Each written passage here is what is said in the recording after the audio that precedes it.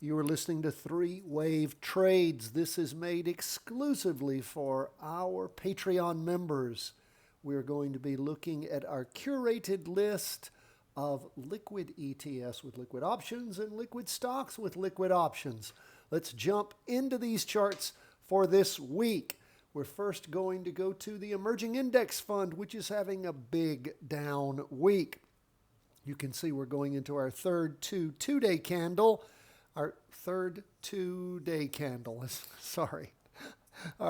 5 days now because it's the first day of the latest two-day candle. And look where the volume already is.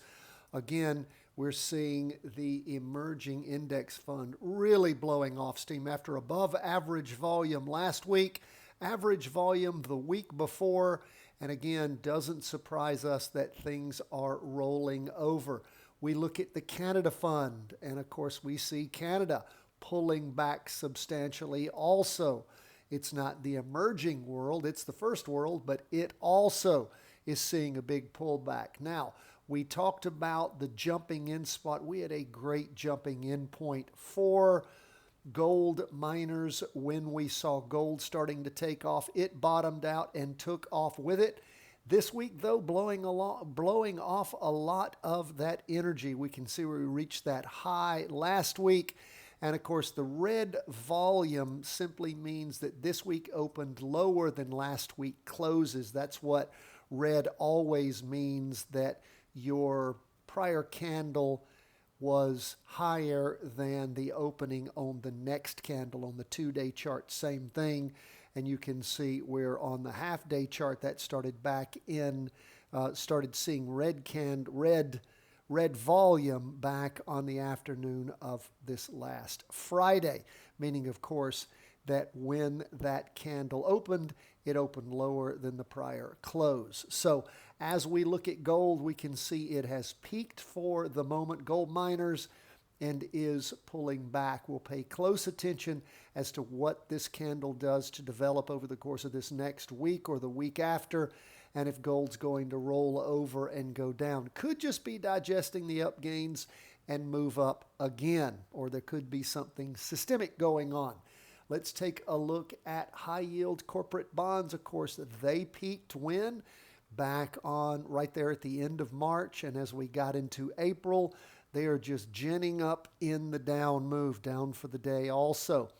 What about the Russell 2000? Well, didn't have volume help us call the top here, but we did see where things most recently topped. Again, March the 25th, the week before last, we saw a spinning top. Last week, red down candle, and this week accelerating down.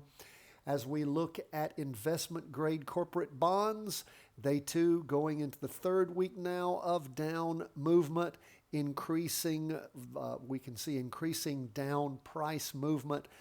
And again, so many things rolling back. Look at energy, even energy after, again, moving up for weeks on end. It also has pulled back. We have a doji right now. And, of course, a red two-day down candle. Lastly, with the ETFs, we will look at financials. And even the financial sector has pulled back going into its second week. So we just see lots of strong down movement across the board, whether it's gold, whether it's energy, whether it's emerging markets, Canada, bonds, corporate grade investments. I mean, again, just a big pullback across the board. Now, let's leave ETFs and we will go to stocks. Don't have too many of those, but we'll look at a few. Now, of course, we rode up quite nicely Carnival Cruise Lines when it went up for a nice 6.42% gain.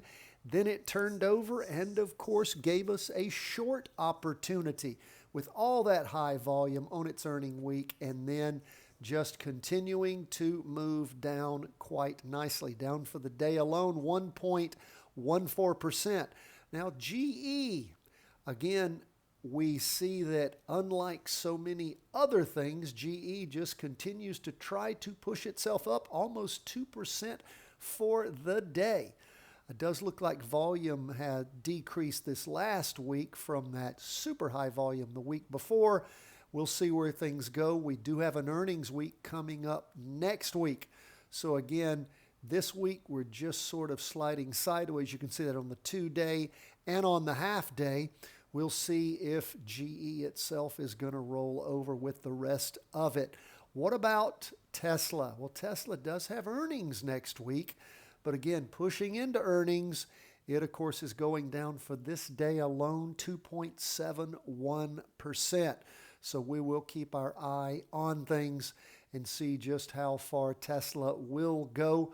We are paying attention to higher than average volume 2 weeks ago, and we'll just see where this week leads us. Lastly, let's look at Exxon. Now, we told you several times how we had this prior ceiling here. We saw where Exxon punched above it last week, and this week sitting right there on it. So let's pay close attention as Exxon moves into earnings this next week to see just what it does. Might give us a short opportunity if we pay attention and use that potential ceiling to help us see somewhere that the up movement might stop. That is where we are. We so appreciate you supporting all the work we do here. Our Patreon members are super special. We always love to hear from you. cw@chartingwealth.com. And again, you have questions, problems, concerns, issues. We'd like to help you deal with those. Again, keep training, keep practicing, stick with it. You can do it, and we are here to help. God bless, my friends. All the best from the whole team at Charting Wealth World Headquarters.